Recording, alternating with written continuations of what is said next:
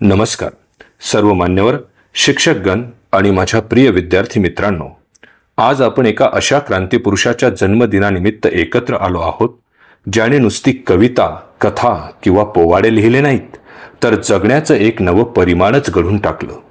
शब्दांचा असा थोर योद्धा की त्याने लेखणीच्या धारदार पात्याने अन्यायाविरुद्ध बंड उभारलं. तो म्हणजे आपल्या काळजातला लोकशाहीर अण्णाभाऊ साठे. ही पृथ्वी शेषनागाच्या मस्तकावर टिकलेली नाही.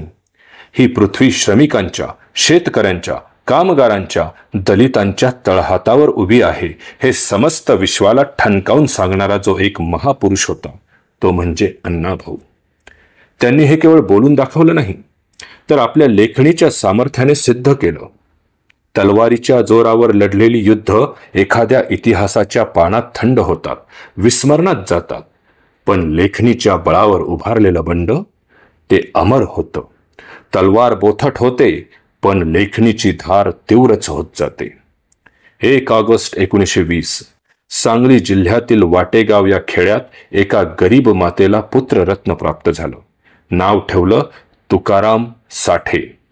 हीच व्यक्ती पुढे लोकशाहीर अण्णाभाऊ साठे म्हणून परिचित झाली. आई वालुबाई आणि वडील भाऊराव साठे. गरिबीच्या गर्तेत वडील मुंबईला पोटासाठी मजुरी करायला निघाले. अण्णाभाऊंचं शालेय शिक्षण फक्त 1.5 दिवसाचं. हो, 1.5 दिवस. पण अशा व्यक्तीने पुढे काय साध्य केलं हे ऐकून तुम्हाला आश्चर्य वाटेल. 35 कादंबऱ्या, 19 कथासंग्रह, 14 लोकनाट्य, 11 पोवाडे, 1 प्रवास वर्णन आणि शेकडो लावण्या. त्यांचं प्रत्येक लेखन हे फक्त कल्पनाशक्तीचं उत्पादन नव्हतं, ते अनुभवांचं, दुःखाचं, श्रमाचं आणि अस्मितेचं ज्वलंत दर्शन होतं. फकीरा ही त्यांची प्रसिद्ध कादंबरी फक्त साहित्य नव्हे, तर समाजात नवी क्रांती घडवून आणणारी ठरली. त्यांनी तमाशाला एक सामाजिक आंदोलनाचं साधन केलं.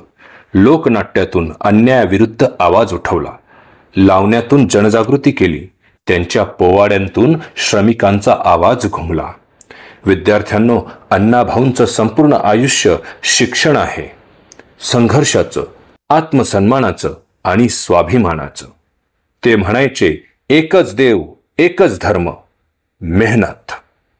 हा त्यांचा संदेश आजही लाखो हातांना प्रेरणा देतो. कारण त्यांच्या लेखणीतून आलेले शब्द हे केवळ पृष्ठांवर नव्हते, ते हृदयावर कोरले गेले.